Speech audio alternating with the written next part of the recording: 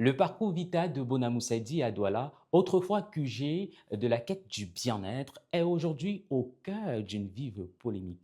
Entre crise administrative et recrudescence de l'insécurité, les usagers tirent la sonnette d'alarme. Cizane Media vous dit tout. Agression, vol à l'arraché, attaque à l'arme blanche, les témoignages se multiplient. Récemment, un usager a été poignardé à l'épaule par des individus surnommés microbes, avant d'être dépouillé de ses biens.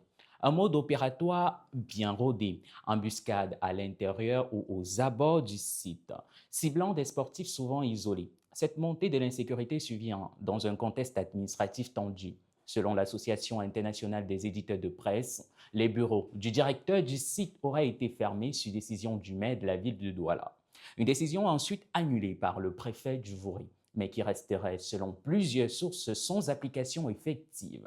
Sur le terrain, l'absence du responsable est visible. Au cœur du différend, la gestion d'environ 100 millions de francs CFA issus des recettes publicitaires du site.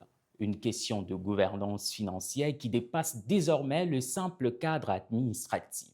Pour rappel, la sécurité du parcours Vita relève de la responsabilité de la mairie de la ville.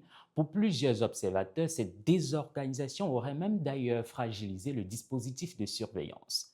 Créé le 13 avril 1990 par le président de la République, puis rétrocédé le 5 juin 1996 à la communauté urbaine de Douala, ce site de 2650 mètres de piste, doté d'ateliers d'exercice, d'escaliers sportifs et d'un vaste parking, était conçu comme un espace sécurisé dédié au bien-être. Aujourd'hui, la question reste posée. Comment restaurer la confiance et la sécurité? Et pour vous, que vous inspire cette situation? Donnez-nous vos avis en commentaire. N'hésitez pas à liker, partager, vous abonner pour plus de contenu sur Cizane Media.